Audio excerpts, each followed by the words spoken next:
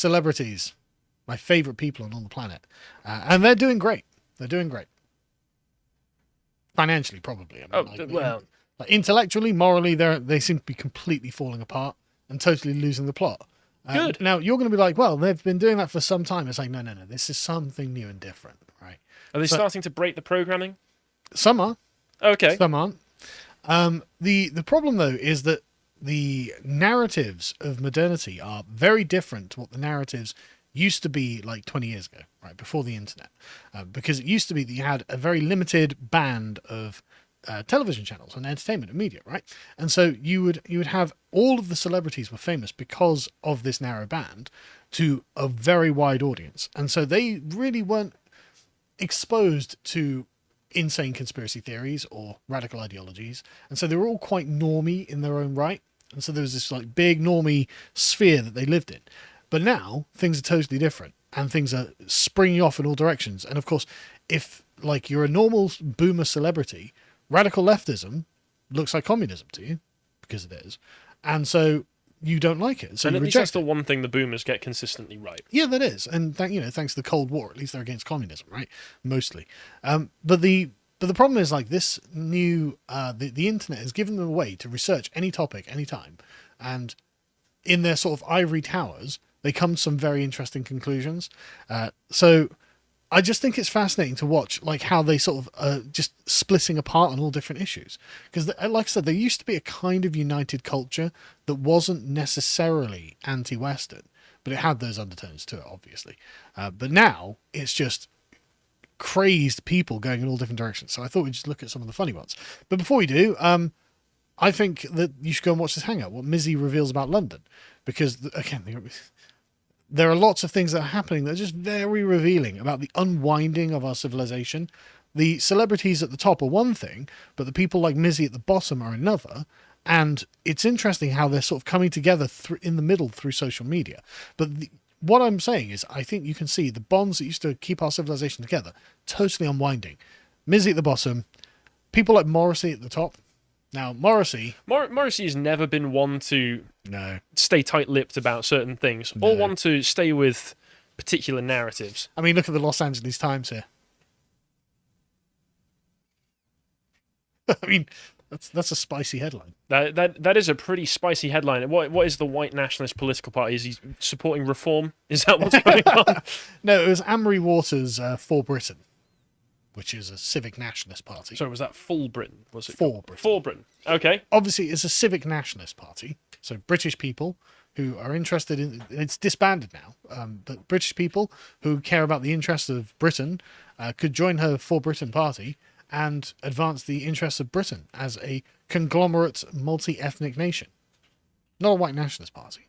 But I mean, Los Angeles Times, there you go. They're just going to lie, right? John says it's hilarious because they had loads of ethnic candidates. Yeah, because it was a civic nationalist party. Nothing wrong with it at all. Like, nothing wrong with it. But they say in this, right? He was a vegan and fervid supporter of animal rights, right? And so he hated China because of that. In 2010, he was like, did you see the thing on the news? China's treatment of animals and animal welfare. Absolutely horrific. You can't help but feel the Chinese are a subspecies. Bloody hell, Morrissey. Tell us what you really think. Yeah. Just to say, I disavow Morrissey's opinion on the Chinese subspecies. In response to Harvey Weinstein's downfall, Morrissey told German magazine Der Spiegel, I hate rape, I hate attacks, I hate sexual situations imposed on someone, but in many cases, one looks at the circumstances and think the person referred to as the victim is merely disappointed. Disavow. I mean, just disavow, right? Close to home, Morrissey declared London is debased on his website in 2018, before demeaning Sadiq Khan's accent, writing he can't talk properly. Well, that's true. Sadiq Khan has got a constant, like there are flub compilations of Sadiq Khan just messing up a simple sentence. When are we getting Morrissey on? I would be very interested in right talking to said Morrissey. Fred in touch with him? I don't know, but Morrissey is, and he's been doing this for years as well. I've known for ages. I used to go on music websites to see what music news was going on, and then every other week there would be a news story about Morrissey saying something inappropriate. He went on Jimmy Fallon with the For Britain lapel. Oh, did he? Yeah, and everyone was like... and he posted a video on his website ranting about, quote, social justice morons and white discontent, contrasted the ways in which the press covered Stormzy's criticisms of right-leaning politicians and Morrissey's conservative opinions on UK immigration. I mean, I think he's totally entitled to his opinions, and he is right about seems like social justice morons and the fact that the right do not get fair coverage like the left do. Well, most celebrities, they want to put the blinkers on and pretend they don't notice these things. So Morrissey just lets himself notice patterns. Yeah, he's not one of those guys. But this same far-right blogger has railed against rapes and terror attacks, which have resulted from mass immigration. We're just going to state that without disproving it because we cannot. Well, no, let's assume that he did. Good. Well, no, that's what I mean. We're going to state, isn't it so terrible he's pointing this out? Well, you're going to disprove that it happened? Because you can't. The far-right blogger railing against rape and terror. Okay. Is that bad? LA Times comes out as pro-rape and terror. Sorry, am I not meant to be on that guy's side, right? Right, we're progressives. We're on the side of the people doing it. Anyway, Noel Gallagher is a less controversial figure in this regard. But he, in 2021, was like, Prince Harry's a effing woke snowflake. Which I like it in the same breath he's coming out, Prince William, I'm so sorry, bro. Yeah, no, that's exactly it. He sympathises with Prince William for having a sibling who is shooting his effing mouth off. Just great.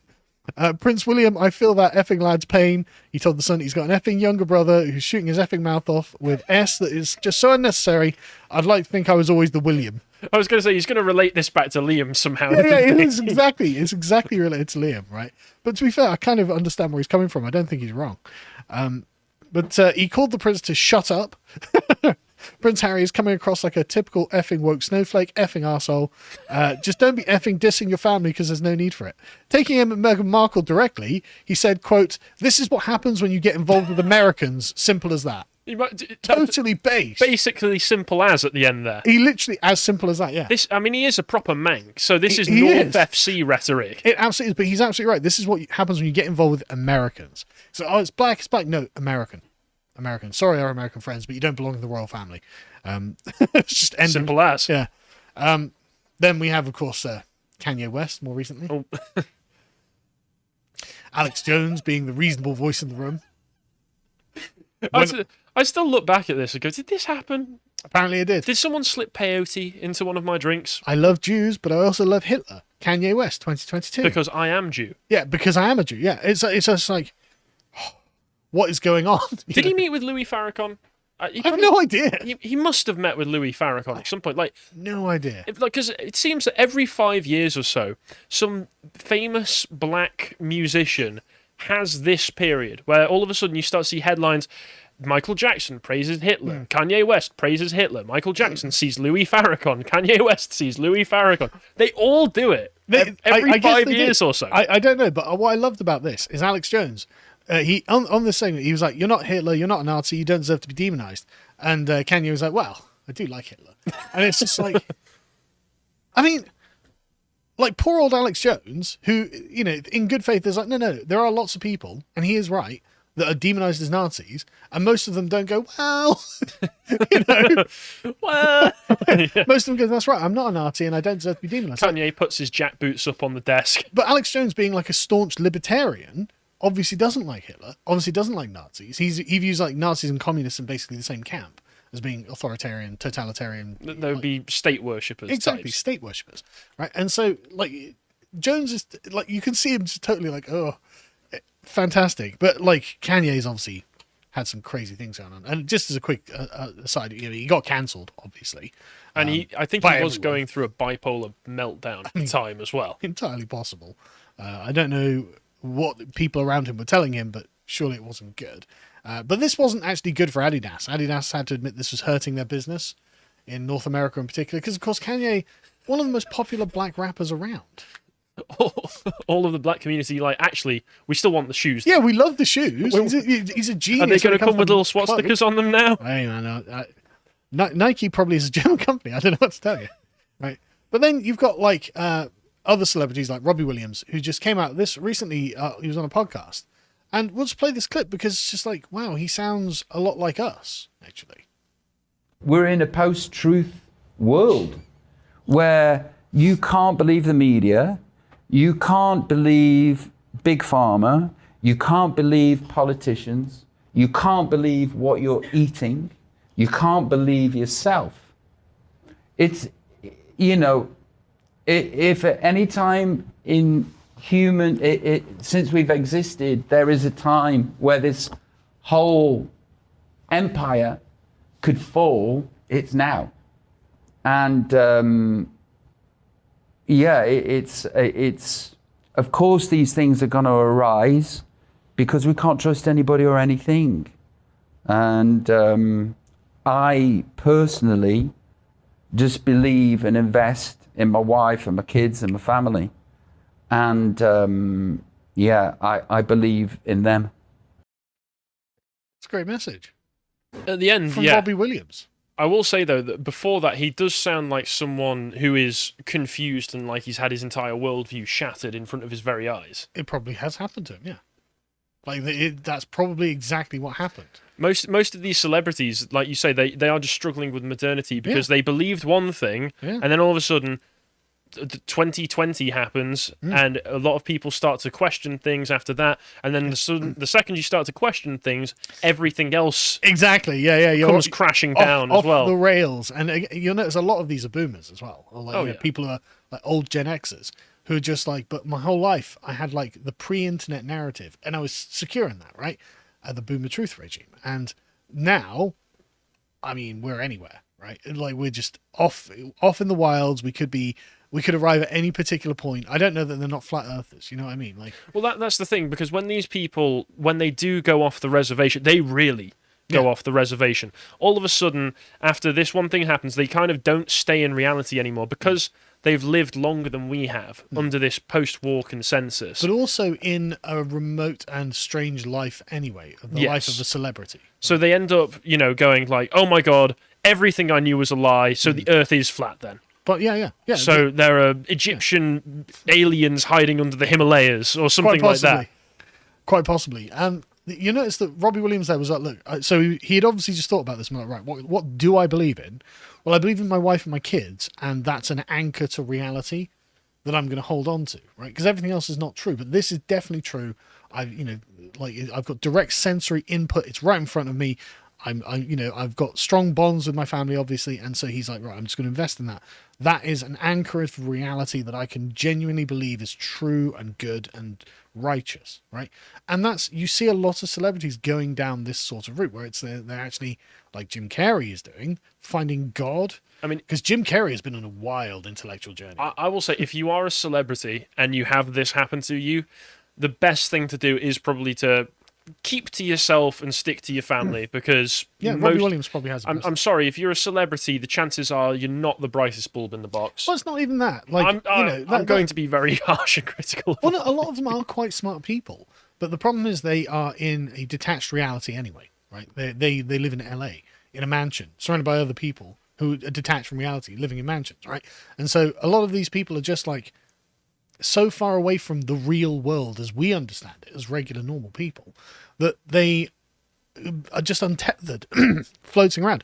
And so they're looking for something solid to grab onto. And for Jim Carrey, like do you remember a few years ago, he came out as, he was essentially like some sort of new age Fruit Loop. Jim Carrey has an interesting backstory. I'm pretty sure, if I just check this very, very quickly, I'm pretty sure one of his ex-girlfriends or ex-wife or something killed herself because of certain issues in their relationship. Yep. And he's doubtless got a guilty conscience over things.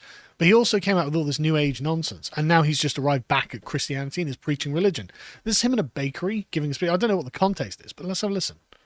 They talk about omnipresence in church, and nobody really thinks about what that means. What it means is every cell of your body is God. Everything is God. Everything is divine. So when you do good things, when you decide to transcend the negativity and attempt to do something positive for you, for your family, you are the heart of God. You are the eyes of God. When you speak from that place, you are God's voice. And when you make a loaf of bread in this place, in this kitchen, that is a Eucharist. You're blessing people with your work. You're serving the world with your work, with your effort. That is a Eucharist. That is the body of Christ. You know, and I thank you for everything you're doing. You're amazing. You're champions. That's Ace Ventura. I don't know. I still, he's Christian. That's good for him Yeah. now. I still don't trust him to not be an insane leftist. Of course he's not going to, but like, of course he's going to be insane and left wing. But the point is though that this guy got famous playing a prat, and his entire Quite a career, his entire career has been playing prats, right? And I actually really like a lot of Jim Carrey's films because he's funny, right? But this is like serious theological conversations where he's actually, and to be honest with you, he is actually making a good point, because one of the major problems I think we have in the modern world is the disenchantment of the world. So, everything's just material. And Jim Carrey's like, no, actually, it's all divine, it's all sacred, and we should treat it that way. That's actually a really good way to start, like enchanting the world. And I mean, he seems to be really sincere when he's coming across like this, preaching the good word, saying that the bread you make is the Eucharist. Your divine blood. I mean, that's just wild to me. That's a fair point. 20 years ago, when Jim Carrey's on talk shows and stuff, you'd never have heard anything like this. Oh, of course not. Like he has been through a massive journey to get to this point. Just like Eric Clapton has been through a few massive journeys. I think Eric Clapton, as far as I can tell, has been pretty consistent the whole way through. Fair. The Washington Post, this is from a couple of years ago, but still, they're just like they go through. They find people around him, and they say, in an increasingly polarized world, Clapton stayed out of politics. He was never one to pop up at rallies or marches, so it's been more of a departure to him questioning scientists on certain websites. I've talked to other musicians, old friends of mine, these great players who, will remain nameless in our conversation, who say, what the F is he doing? Said producer Ross Teitelman, who he's credited with producing his albums. And then another one, his label manager through the 1970s says, quote, he's the anti-Bono. Oh, good.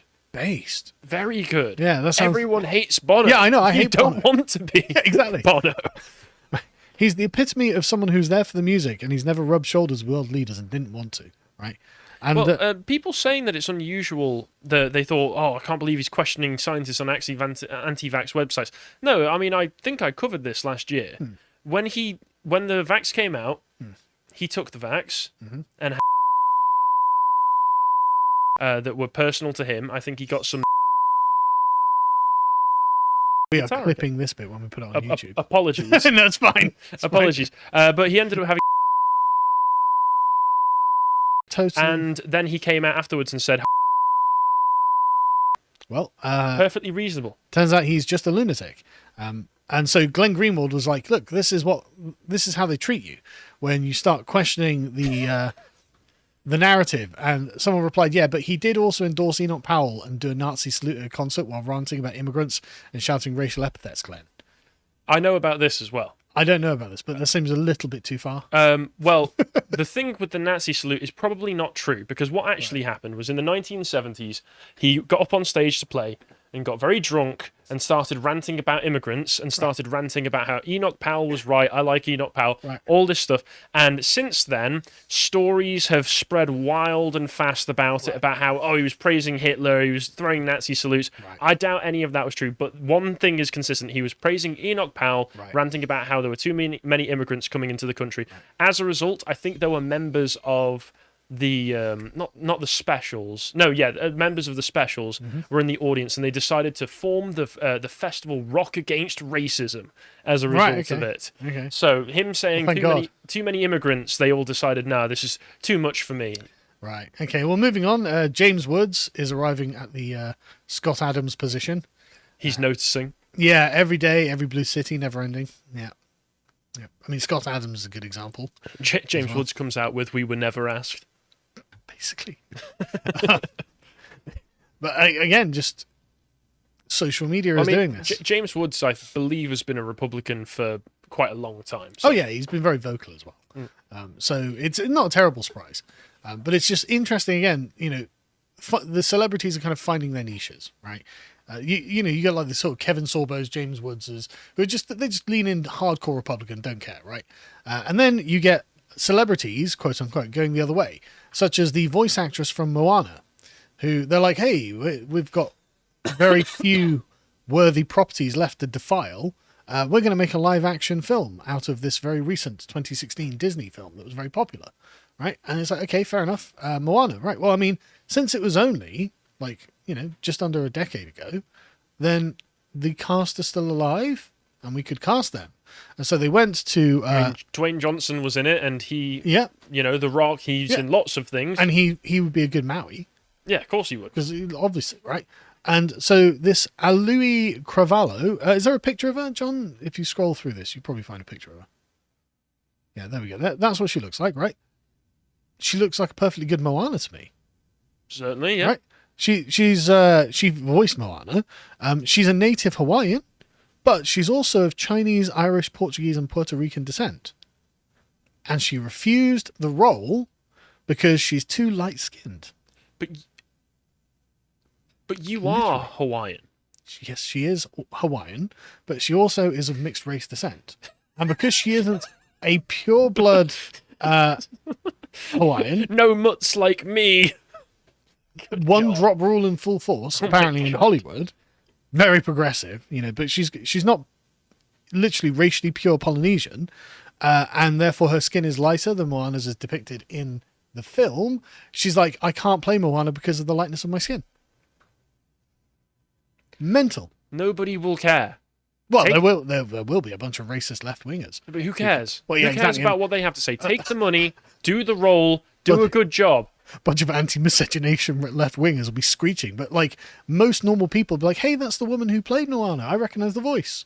But the point is, celebrities are not okay. They're not dealing with modernity well, and they're fracturing in all different ways. And honestly, I mean, I'm quite enjoying watching it, to be honest. Mm-hmm. Like, what celebrity is going to come out and be like, I'm against race mixing, or I love Hitler tomorrow? But you just don't know. If you appreciated that segment from the podcast The Lotus Eaters, you can go to lotuseaters.com to get access to all the premium content that's on the site, such as the Comics Corner series, the episode on Logan, and Old Man Logan. If you'd like to find out what else is being put out, you can follow on Getter at lotuseaters_com on Getter. Thank you, and goodbye.